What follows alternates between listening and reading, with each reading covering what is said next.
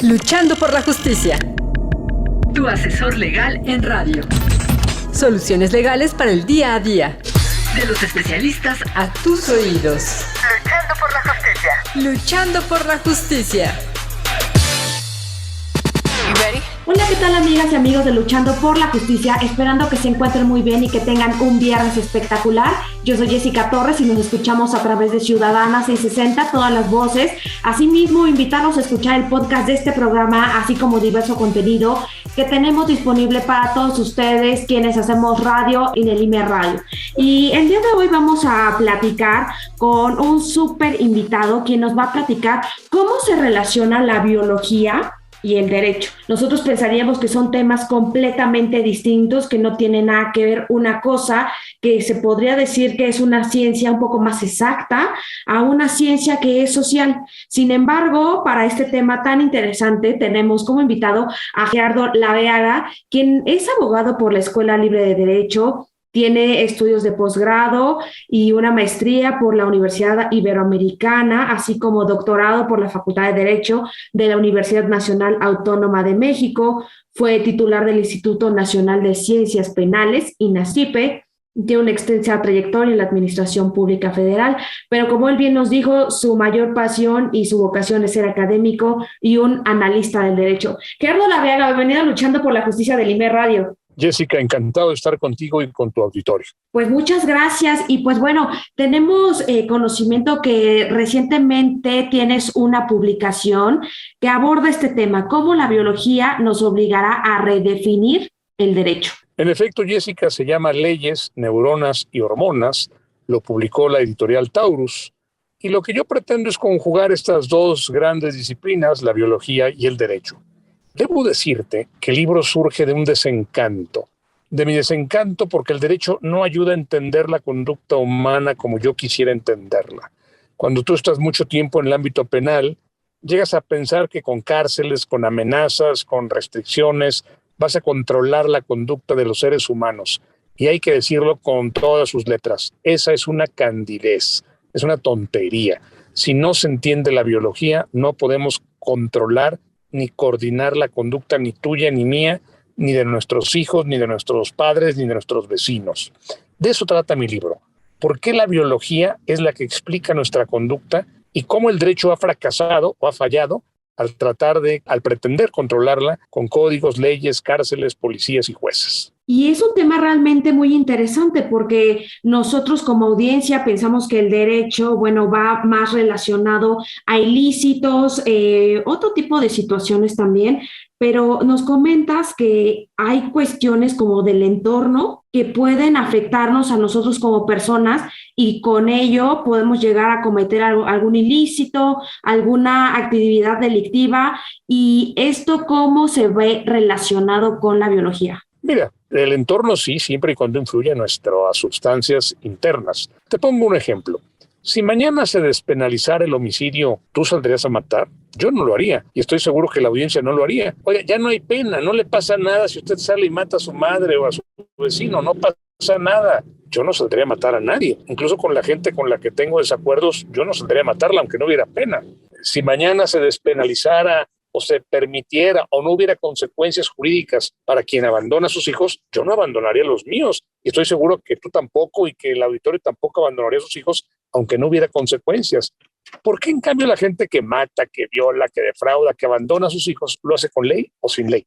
Porque la ley no está vinculada con eso. Porque lo que hacemos está determinado por nuestras neuronas, por nuestras hormonas. Y te voy a poner un ejemplo que puede ilustrar lo que digo. Todos nosotros, tú, yo, nuestros amigos, todo lo que hacemos, dice Eric Kandel, que ganó el Premio Nobel de Medicina en el año 2000, todo lo que hacemos lo hacemos para liberar una hormona que se llama dopamina. Esta hormona se genera en la sustancia negra, en el núcleo accumbens del cerebro. Todo lo que hacemos, cuando jugamos fútbol, cuando vamos a ver una película, cuando leemos un libro, cuando hacemos el amor, cuando platicamos con nuestros amigos, cuando nos reunimos con nuestra familia, lo hacemos para generar dopamina. Bueno, fíjate que resulta que hay personas que no logran liberar dopamina de manera natural y necesitan un incentivo.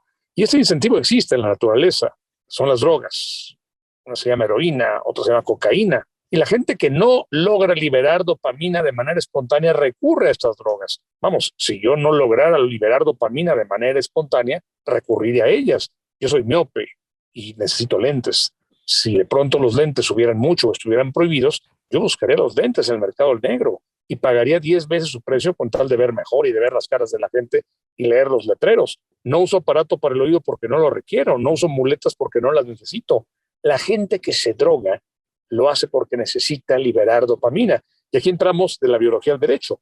Tiene derecho el Estado a castigar a quien busca liberar dopamina de manera natural.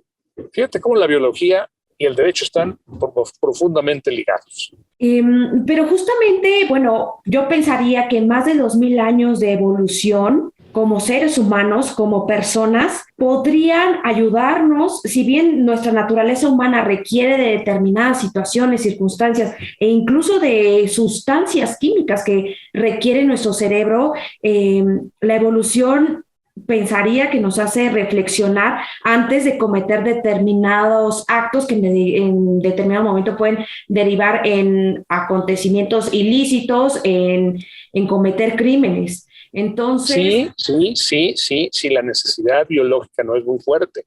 Vamos, si de pronto tú tienes hambre, tienes que comer, tienes que encontrar la comida como sea. Si tienes sed, necesitas agua. Si tienes sueño, necesitas dormir. No, tú no puedes decir, bueno, voy a razonar y no voy a dormir. Bueno, voy a razonar y no voy a comer.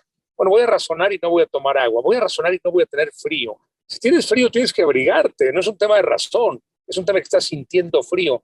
Y para sobrevivir, porque todo lo que hacemos, dice Candel, lo hacemos para crear dopamina, pero antes, diría Darwin, hay que sobrevivir, está determinado por nuestras emociones, no por nuestra razón. La razón es insuficiente. La razón te puede ayudar un poco, la razón puede eventualmente dirigirte, pero ciertamente quienes nos controlan son nuestras emociones. Decía Hume, nuestras pasiones. David Hume, el gran maestro escocés. Platón, todos tú y yo lo aprendimos en secundaria, dice que la razón es como el conductor del carro, que la razón va guiando nuestras pasiones y dice aquí sí, aquí no, aquí contente, aquí frenas, aquí aceleras. Y decía David Hume, Platón no entendió nada. Es justo al revés. Tu razón no te mueve la pasión, la emoción. Quiero tener dinero, quiero tener poder, quiero acostarme con esa mujer tan hermosa que me encanta. Y ahora sí, ya que tienes la pasión, pones a trabajar a la inteligencia, a la razón. ¿Cómo consigo dinero? ¿Cómo consigo poder? ¿Cómo consigo esa mujer fantástica para tenerla en la cama conmigo? Bueno, la emoción es lo primero y luego viene la razón. Y la razón, dice Hume, es esclava de las pasiones. Cuando tú necesitas liberar dopamina, no hay razón que valga, necesitas liberar dopamina. Y si lo único que te permite liberar dopamina es la heroína o la cocaína, las vas a consumir.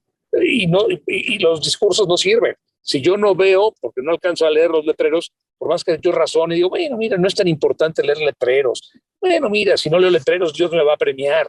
Yo necesito leer letreros porque no veo y lo voy a hacer porque mis necesidades están por encima de mi razón siempre. Justamente has reiterado un punto que me parece muy importante, la necesidad de la dopamina, que es una sustancia que la requiere el cuerpo de manera natural, incluso a nivel cerebral. Pero en este contexto, si la razón es insuficiente, pues bueno, no hay otra forma más saludable, menos violenta, menos delictiva para saciar nuestra necesidad de dopamina como seres humanos. No sé, a través de unas pastillas, algunos fármacos, a través de medicina naturista, no sé, algunas alternativas que sean diversas a la violencia. Eso es lo que se tiene que inventar, porque hoy lo más que hemos descubierto son cocaína, heroína y un montón de drogas, con consecuencias terribles, consecuencias secundarias lamentables. En lo futuro, digo en mi libro, es justo lo que tú acabas de decir. La industria farmacéutica tendrá que proporcionar un fármaco que nos permita liberar dopamina cuando no podamos hacerla o de manera natural, liberar dopamina artificialmente, pero sin las consecuencias que conllevan las drogas. Lo que es cierto es que cuando nuestros nietos, Jessica, tengan tu edad o mi edad, se van a reír, van a decir, oye, pero ¿cómo es posible, abuelita o abuelito, que en su época metieran a la cárcel a las personas que necesitaban dopamina? Eso suena bestial. Bueno, sí, pues sí, pero así lo hacíamos, es cierto. Deja ponerte otro ejemplo con otra sustancia, el cortisol. la noradrenalina. Son sustancias que generamos cuando hay tensión, cuando hay estrés, pero hay gente que las genera de manera que le cuesta mucho trabajo eliminar. Si todos los días tú o yo tenemos un escenario donde viene a golpear nuestro padre o van a bombardear nuestra ciudad, se genera mucho cortisol, mucha noradrenalina y es muy difícil eliminar. Y esto nos hace agresivos, nos hace violentos. Recuerdo alguna vez estaba platicando con algún amigo en la universidad, pasó un borrachín que ni nos conocía y nos insultó a los dos. Mi amigo se paró muy enojado, los angoloteó y lo aventó. Y me dijo, patéalo. Yo le dije, a ver, ¿por qué lo voy a patear? ¡Qué locura! ¿Cómo te insultó? Insultó a tu madre. No, ni la conoce ni le insultó. Digamos, mi corteza cerebral, mi corteza prefrontal, concretamente, ese freno, esa razón de la que hablábamos, me podía controlar. Sí, pero me controlaba porque yo tenía mucha menos adrenalina y cortisol que mi amigo. Si yo hubiera tenido tanto cortisol como él, mi freno no habría funcionado. Y cuando no tenemos freno, que es otro tema, el biológico también, porque en todo caso la razón funciona cuando funciona el freno, la corteza prefrontal. ¿Qué pasa si no funciona tu freno? Yo tenía mucho menos cortisol que mi amigo y mi freno funcionaba mejor que el de él, pero él no pudo contenerse, golpeó al borracho. Yo dije, ¿a mí qué me importa esto? Pero fíjate cómo de nuevo una sustancia y el funcionamiento correcto de la corteza prefrontal, temas biológicos, determinan nuestro tema de la violencia. La violencia no es un tema que tú puedas controlar metiendo a la gente a la cárcel. Y justamente en este escenario me hiciste recordar que hay un colectivo que apenas se posicionó justamente con el cierre de brindar servicios psicológicos y psiquiátricos justamente para evitar que muchas personas por diversas cuestiones mentales cometieran delitos y esto a su vez hiciera y generara un incremento de población en los centros de reclusión. Entonces, bueno, aquí tengo un problema que me parece evidente. Si las personas, no todas, pero algunas personas están condenadas a que no tienen la dopamina o el cortisol, sustancias que requieren de manera natural su cuerpo, su cerebro, están condenados a ser adictos en el menor de los escenarios y en el peor de los escenarios, bueno, estarían condenados a cometer actividades ilícitas y el Estado mexicano, al no brindarles estos servicios de salud como es de psiquiatría o de salud mental en términos generales, pues bueno, no se advierte un mejor escenario de seguridad nacional. No es un problema solo de México, Jessica, es un problema en todo el mundo. Las drogas son un problema en todo el mundo y la solución para acabar con el narcotráfico tendrá que ser la industria farmacéutica. Yo a mis hijos siempre les he animado a que se dediquen a la industria farmacéutica. Creo que es el futuro. Cada fármaco, cada pastilla nos controla fantásticamente, controla nuestra conducta. Hay pastillas para quitar el dolor de cabeza, hay pastillas para cortar la diarrea, hay pastillas para que tengamos un mejor desempeño sexual. Todo es química y todo tiene que incidir en nuestro organismo. Déjame hablarte de una otra sustancia, la serotonina. La serotonina se genera principalmente en nuestro intestino grueso. Todo parece indicar que la generan dos bacterias. Si tú tienes serotonina, vas a querer seguir viviendo.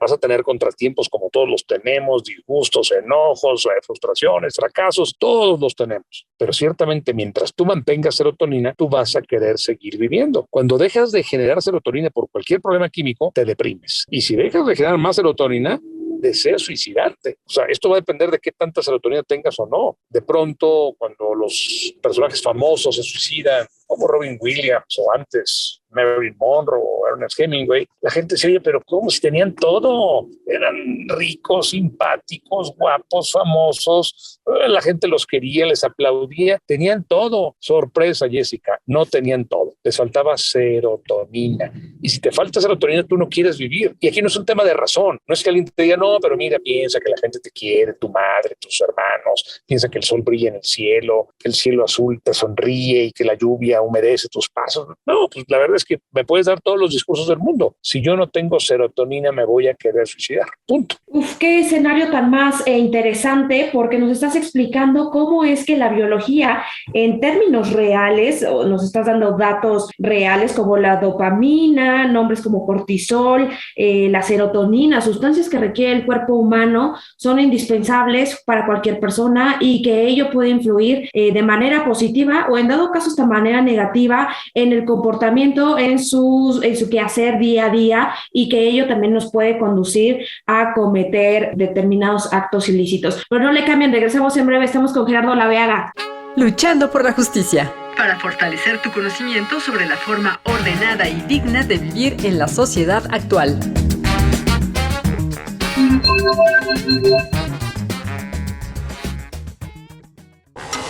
Luchando por la justicia. Brinda herramientas educativas para promover la cultura de la legalidad, los derechos humanos y la perspectiva de género. Luchando por la justicia.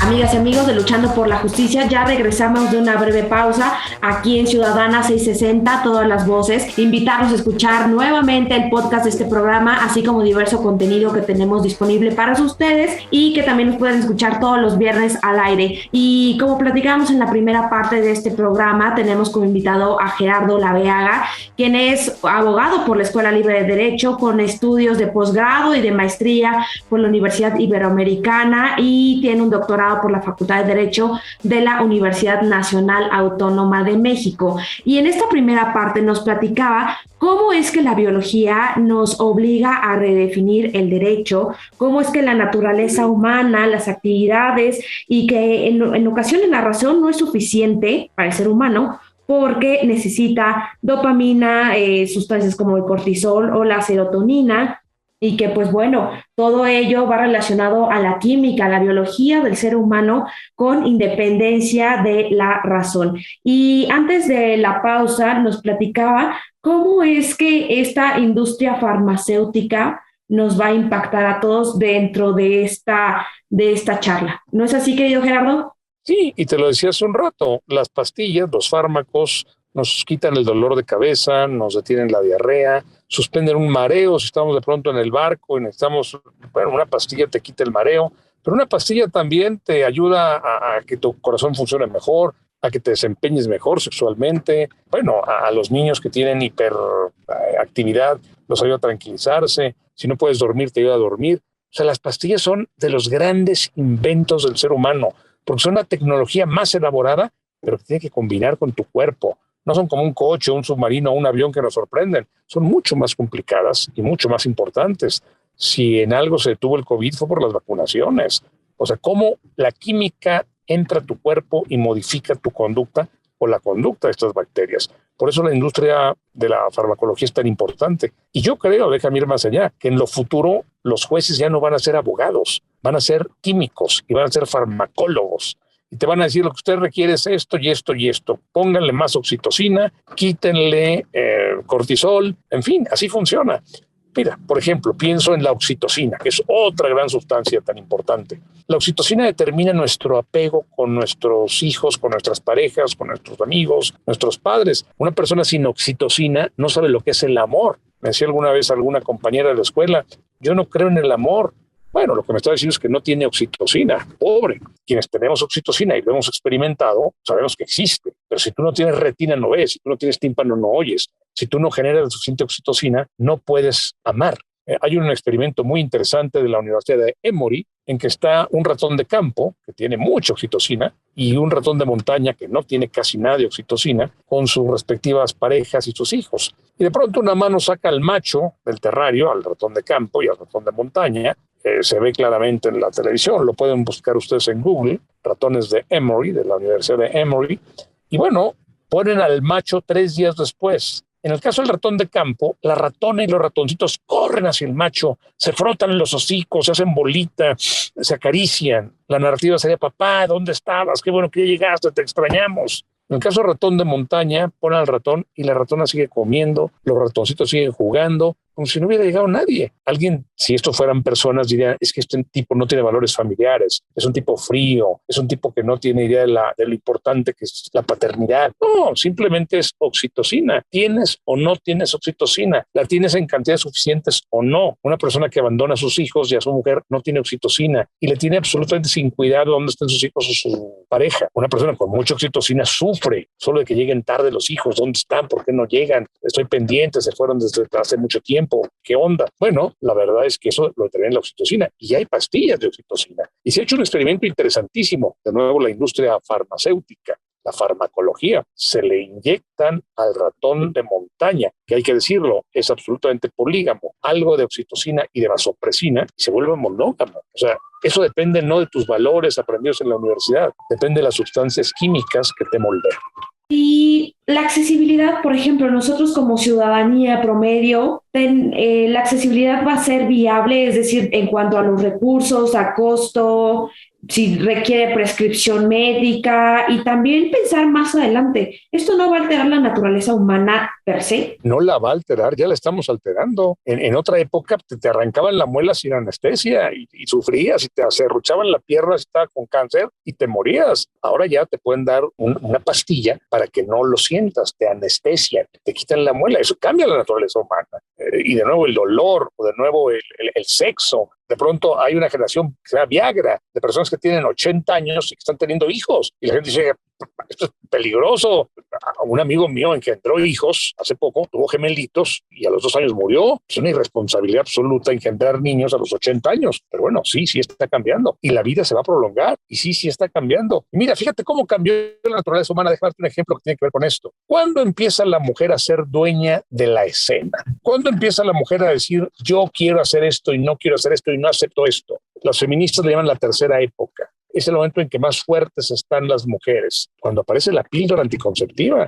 Cuando una mujer dice, sí quiero sexo, claro quiero sexo, pero no me quiero embarazar. Y eso no depende de lo que diga el cura, de lo que diga mi madre. Si yo no me quiero embarazar, tomo mis pastillas. Y todo cambia. Y la mujer se empodera. Y empiezan a surgir CEOs y gerentas y generalas y gente que dice, yo ahorita no quiero hijos, punto. Yo decido cuándo sí, cuándo no. No dependo de que el padre me ordene o que el sacerdote me instruya o que el obispo se enoje. Y eso es transformar la naturaleza humana a partir de sustancias químicas que alteran nuestro cuerpo. Y claro, luego viene la narrativa. Perdón, dime. Y justamente hablando como de este punto de la píldora anticonceptiva, ¿tiene alguna relación con el tema del aborto? Bueno, mira, yo no soy partidario del aborto, Jessica. Me parece que es un tema de salud pública. Y mucha gente en su afán moral ha querido verlo como un tema de derecho penal, lo cual me parece una infamia. Yo no soy partidario de que una mujer aborte, pero tampoco estoy de acuerdo y me parece infame que se le ponga en prisión por eso. Es un tema de salud pública. No queremos que haya niños, pues demos más anticonceptivos, mejoremos, eduquemos. Pero el aborto debe ser una situación extrema y cada mujer tiene que decidirlo. Y aquí entramos a un ámbito muy jurídico y muy biológico, porque es lo que llama el constitucionalista Lawrence Tribe un choque de absolutos. ¿Qué es más importante? ¿La viabilidad de un cigoto que no tiene sistema nervioso o la decisión de una mujer que dice yo no quiero llevarlo en mi interior?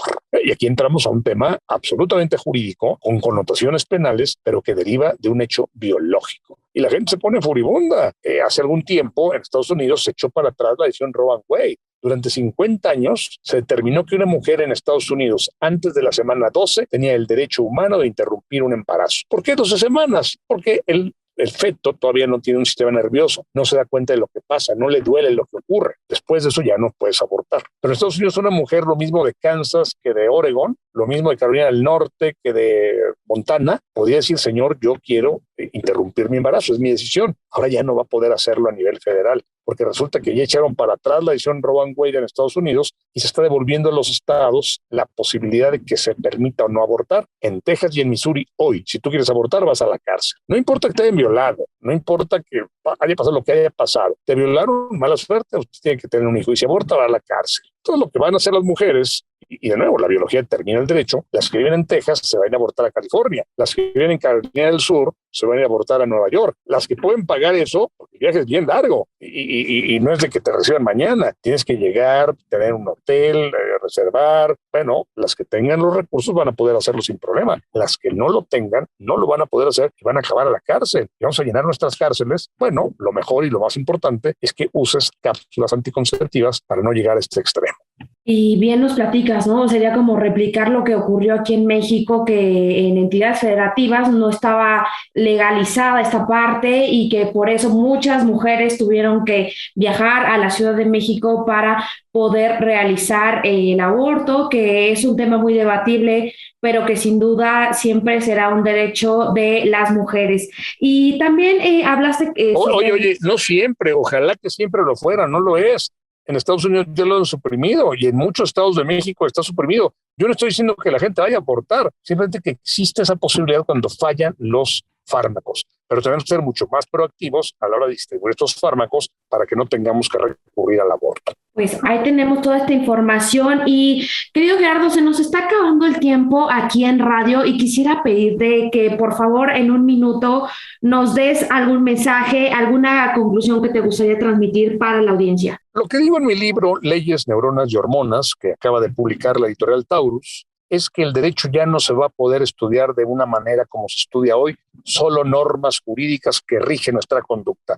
Eso es pretencioso y es irreal. Tenemos que tener una visión multidisciplinaria. Un abogado que no sepa biología estará cada vez más desfasado, particularmente un abogado penalista o un abogado que pretenda regir la conducta a través de instrumentos públicos. Y la importancia de lo que va a ser la salud pública, el estudio y el acceso a una educación de calidad integral, no solamente por cuanto a la abogacía, sino también su vinculación con otras áreas de las ciencias más exactas, en este caso ya la biología o la química en su momento, y que esperemos que todos tengamos acceso a diversas necesidades físicas y químicas para el bienestar de todas las personas. Gerardo, ¿dónde te encontramos en redes sociales? Bueno, estoy en Twitter, @gelaveaga. Bueno, pues ya tenemos toda la información. Yo quiero agradecerte, Gerardo, por haber participado y haber colaborado para la radio del IMER.